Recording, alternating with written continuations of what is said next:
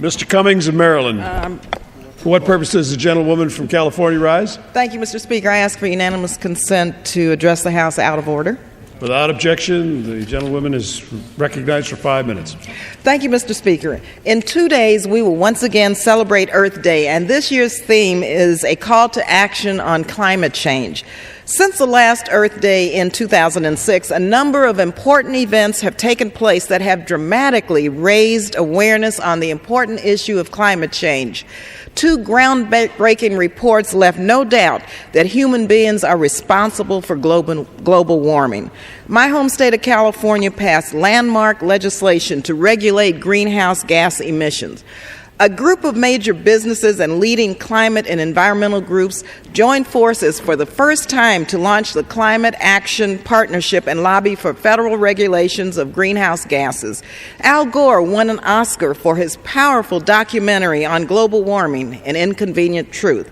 The Department of the Interior proposed listing the polar bear as threatened under the Endangered Species Act due to disappearing sea ice.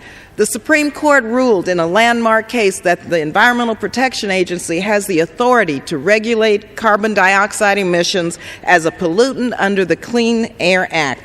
The United Nations Security Council held its first meeting on the issue of climate change as an urgent matter of international peace and security. These events make the facts about climate change very clear. I'm proud to say that for the first time in a long time, this year's Earth Day finally holds the promise of real action on climate change thanks to the election of a Democratic Congress last November. Already, under the leadership of our Speaker, Nancy Pelosi, the House of Representatives has laid out a bold agenda to combat global warming and move America towards energy independence.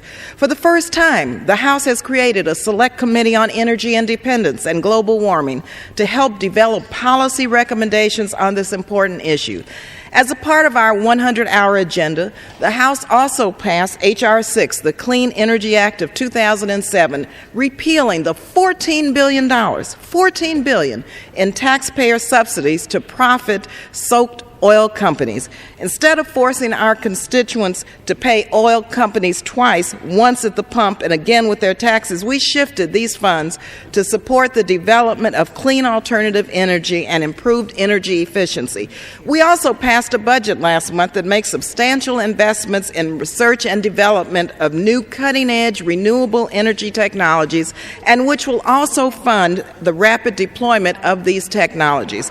Because we are also committed to leading by example, our leadership has called upon the Chief Administrative Officer of this House to develop and implement a Green the Capitol initiative.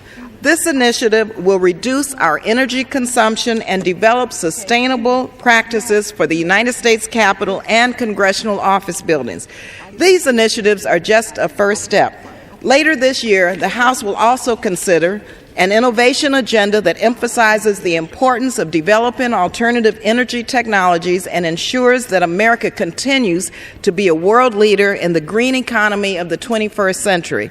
Also, a targeted energy package focusing on promoting energy alternatives and addressing global warming that will take another significant step forward in securing our energy independence.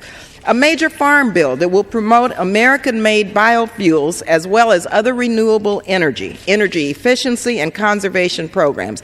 And we will continue to develop legislation to regulate greenhouse gases and address some of the difficult challenges in stopping global climate changes. While the House moves forward, though, with this agenda, we must already recognize that there's a substantial amount of activity that's already going on locally in our communities to combat climate change. In many ways, the Bay Area and in my district in California, we represent the hub of environmental movement, ongoing research into alternative development and renewable energy at the University of California at Berkeley, one of the premier public universities in our country. We hold the promise of a cleaner and brighter future for our children. Bay Area businesses in my district have also taken the lead in greening their activities to reduce waste, improve energy effective and efficiency, and save water, minimizing the impact on our environment. Innovative programs funded in part through the City of Oakland are also training youth in my district about the importance of environmental stewardship and are providing them with new job opportunities and new career paths. Community-based organizations in my district have also taken the lead in advocating for environmental justice and equity for all of our constituents. Together, our community is at the forefront of a robust environmental movement that is quite literally changing the world for the better. So on this Earth Day, let us celebrate all of this local ingenuity as well as what we're doing here in the House of Representatives, from participating in local cleanups to just really shopping at our local farmers markets. Thank you, Mr. Speaker, and I yield the balance of my time. For what purposes?